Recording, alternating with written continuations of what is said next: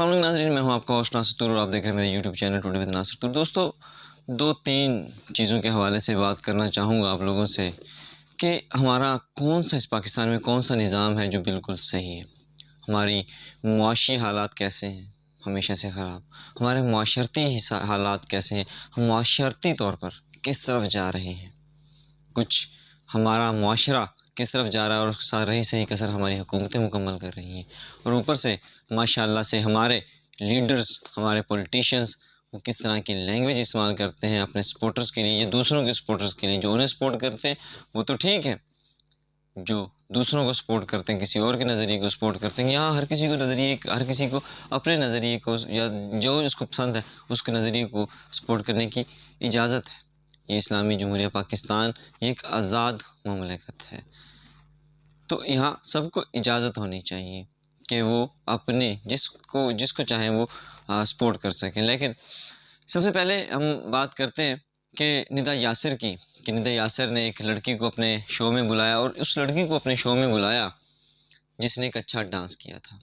अब हम लोग कैसे अपनी आने वाली नस्ल को ये कहेंगे या ये मिसाल दे सकेंगे कि बेटा पढ़ाई और तालीम और मेहनत से आप एक वेल एजुकेटेड होने के साथ साथ आप एक ताकतवर और कामयाब तरीन इंसान बन सकते हैं। बात करते हैं निदा यासिर के शो की, जिसमें उन्होंने उस लड़की को बुलाया जिसने कराची में किसी शादी में एक डांस किया था और उसको हीरोइन बनाकर पेश किया और उसको कहा कि आप कितने व्यूज़ आए हैं, माशाल्लाह आपने बड़ा प्यारा डांस किया है, माशाल्लाह को वल्गर नहीं था, साथ में माशाल्लाह भी कह रहे हैं और उसको कह रहे हैं कि आपने डांस किया है। और ऊपर से वो लड़की कह रही है कि मेरे माँ बाप ने मुझे सपोर्ट किया, वो मुझसे ज़्यादा सपोर्ट करने वाले हैं। जब ऐसे हालात होंगे तो हम अपने आने वाली नस्ल को, हम अपनी नस्ल को किस तरह से ये बावर कराएँगे कि तालीम और मेहनत कामयाबी का ज़ीना है, जबकि यहाँ पर दिखाया ये जा रहा है कि डांस, नाच, गाना ये कामयाबी का ज़ीना है, इससे आपको फेम मिलता है। हम किस तरह से अपनी नस्ल को रोशनास कराएंगे आला तालीम से, किस तरह से इस्लामी इक़दार से रोशनास कराएंगे हम लोग, जबकि कभी किसी हाफ़िज़ कुरान को इस तरह से पज़ीराई नहीं दी गई। और उसके अलावा आज कैम्ब्रिज एग्ज़ाम में पाकिस्तान के 40 स्टूडेंट्स ने टॉप किया। कहीं आपने ये खबर देखी है? कहीं आपने ये खबर देखी हो कहीं उन स्टूडेंट्स को अप्रिशिएट किया गया हो, कहीं उन स्टूडेंट्स को बुलाया गया हो? किसी मॉर्निंग शो में किसी ऐसे स्टूडेंट को बुलाया गया जिसने टॉप किया हो? नहीं। यही तो हमारा मसला है, इसी वजह से तो यहाँ तालीम का फुकदान है, ये इसी वजह से तालीम का फुकदान है पाकिस्तान में, इसीलिए अब शायद अरफा करीम पैदा नहीं होती। आगे बात करते हैं इस टॉपिक के अलावा। अगर बात करें हमारी जुडिशरी, हमारा लॉ एंड आर्डर सिचुएशन है उसकी, अली ज़फ़र साहब, शायद कौन नहीं जानता अली ज़फ़र साहब को, सेलिब्रिटी हैं, बहुत फेमस। पहले उन्होंने आगाज़ किया एक्टिंग से, मॉडलिंग से, फिर सिंगिंग में आए और उसके बाद पेंटिंग भी करते हैं। उन्होंने इंडिया में कमाल काम किया जाके बॉलीवुड में और पाकिस्तान का जो है एक नाम रोशन किया। उन्होंने बताया कि 2009 में, जी 2009 में उनको और उनकी अहलिया को अगवा कर लिया गया था। ये बात उन्होंने आज तक किसी से नहीं शेयर की, आज उन्होंने इंस्टाग्राम पे ये शेयर किया कि उन्हें अगवा कर लिया गया था। जब उन्हें अगवा किया गया तो उसके बाद उससे तावान मांगा गया और उन्होंने किसी तरह से वो तावान मैनेज करके उनको दिया और अपनी जान बख्शी करवाई। लेकिन उसके बाद उन्होंने कानून का दरवाज़ा कितने बार खटखटाया, बहुत बार वो कानून के पास गए, मगर आज तकरीबन 13 साल गुजर जाने के बाद भी उन्हें इंसाफ नहीं मिला। जहाँ ऐसा हो कि एक सेलिब्रिटी, वो लोग जो पाकिस्तान का नाम बाहर जाकर रोशन कर रहे हैं, उनको इंसाफ नहीं मिला, आप मैं किस बात के मूली हैं। जहाँ पर किसी ऐसे 74 साल बुज़ुर्ग को इस बात पे उठा लिया जाए कि आपने सवाल क्यों किया है और उसके ऊपर एक नहीं 35 FIR दर्ज कर दी जाएँ और किसी ऐसे बंदे पर, ऐसे शख्स पर जो एक बार पाकिस्तान का वज़ीर आज़म रहा हो, उसको गोलियाँ लगी और उसकी FIR दर्ज ना हो रही हो। हम कहाँ रह रहे हैं? ऐसा लगता है कि जैसे हम किसी दियारे गैर में रह रहे हैं, ऐसी जगह रह रहे हैं जहाँ जंगल का कानून है, कोई भी कभी भी किसी भी वक्त किसी को भी मार दे उससे पूछा नहीं जाएगा। कराची के हालात आप सब लोगों के सामने हैं, वहाँ मोबाइल छीनने पर गोली मार दी जाती है, मोबाइल ना देने पर गोली मार दी जाती है। यहाँ सुप्रीम कोर्ट को एक्शन लेना होगा कि आज़म सवाती के साथ क्या हो रहा है। वो लॉ एंड आर्डर सिचुएशन को बेहतर क्यों नहीं कर सके। जो सानिया साहिवाल हुआ उसके लोगों को इंसाफ क्यों नहीं मिला। कल खान साहब ने अपने जलसे में परसों कहा कि उनसे एक बड़ी गलती हुई, वो मानते हैं इस चीज़ को कि वो ताकतवरों को भी कानून के दायरे में नहीं ला सके, क्योंकि शायद खान साहब की अपनी सफ़ों में ऐसे लोग थे। खैबर पख्तूनख्वा में तो नासिर दुरानी के ज़रिए वो पुलिस रिफॉर्म्स ले आए, लेकिन पंजाब में ऐसा नहीं कर सके, क्योंकि यहाँ शायद उनकी अपनी सफ़ों में कुछ ऐसे लोग थे जो ये नहीं चाहते थे कि ये रिफॉर्म्स आएँ। ये मैं अपनी पिछली वीडियो में भी आपसे डिस्कस कर चुका हूँ। तो बात करते हैं मौलाना फजलुर रहमान साहब की। जी, मौलाना फजलुर रहमान साहब की। मौलाना फजलुर रहमान साहब ने आज एक ऐसी बात की जो सुन के एक तो पहले तो दुख और तकलीफ़ पहुंची कि आप मौलाना हैं। अभी कल इससे पहले शहबाज गिल साहब ने एक स्पीच की थी, उसके ऊपर काफ़ी तनकीद की गई कि उसमें उन्होंने बड़े गलत किस्म के अल्फाज इस्तेमाल किए, लेकिन Shahbaz Gill is not a मौलाना। वो इस्लामी, उसके ऊपर टैग नहीं है कि वो इस्लामी इक़दार का पाबंद है।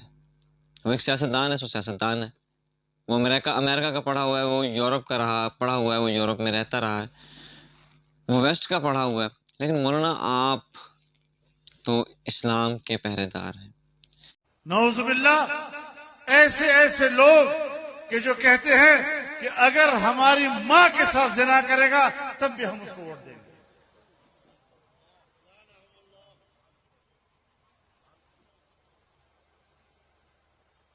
ऐसी ऐसी नौजवान लड़कियां कि जो कहती है मेरा जी चाहता है कि वो किसी वक्त मेरे बेडरूम में आ जाए।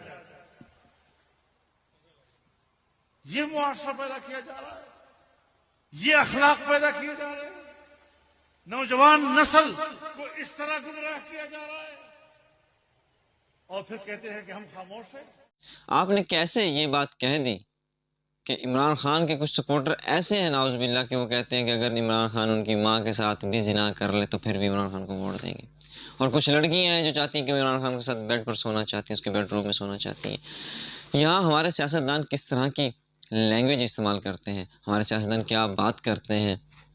यहाँ पे होना तो ये चाहिए कि वो अपनी अपनी पॉलिसीज़ बताएं, लेकिन यहाँ पॉलिसीज़ नहीं बताई जाती। यहाँ ये बताया जाता है वो चोर है, उसने ये किया, उसने ये किया, उसने वो किया, उसने ये किया, उसने ये किया। पाकिस्तान के मुआशी हालात पर किसी की तवज्जो नहीं है। यहाँ पर हर किसी को अपने मुआशी हालात की पड़ी है कि अपना डॉलर बना लें, अपने बैंक बैलेंस बना लें, और पाकिस्तान की आवाम का क्या है। इसको पिछले 70-75 साल से ट्रक की बत्ती के पीछे लगाया हुआ है, और बेचारी आवाम, भोली भाली आवाम ट्रक की बत्ती के पीछे लगी हुई है।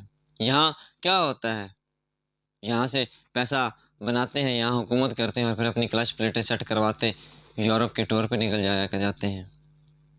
यहाँ पाकिस्तान की आवाम मरती है। यहाँ वो हमारा लीडर कैसे पाकिस्तानी आवाम की किसी की नुमाइंदगी करेगा जिसने गुर्बत खिड़कियों से देखी हो, जिसने जो गुर्बत में रहा हो या गुर्बत जिसने देखी हो रियल में। वो शख्स कभी भी इतना बेहिस नहीं होता जितने बेहिस हमारे हुक्मरान हैं, क्योंकि इन्हें शायद अंदाज़ा नहीं है आवाम के दुखों का। जब कोई बेचारा आदमी अपना बिल भरने के लिए परेशान होता है, अपना बिल भरने के लिए साइकिल बेच देता है, जहाँ बाप अपने बच्चों को मार कर ख़ुद को कत्ल कर लेता है, जहाँ माँ अपने बेटों को, अपने बच्चों को बराए फ़रोख्त का बोर्ड लगा कर बैठ जाती है, वहाँ हमारे हुक्मरान एक दूसरे को गालियाँ देने के सिवा कुछ भी नहीं कर रहे। ये पाकिस्तान कब बदलेगा? पाकिस्तान के मुआशी हालात कब सेट होंगे? पाकिस्तान के मुआशरती निज़ाम कब बेहतर होगा? ऊपर से जो मुआशरती निज़ाम हमारा बनाया जा रहा है, ऊपर से रही सही कसर जॉयलैंड जैसी फ़िल्मों ने और दूसरी इस तरह की मूवीज़ ने आके वो कसर पूरी कर दी।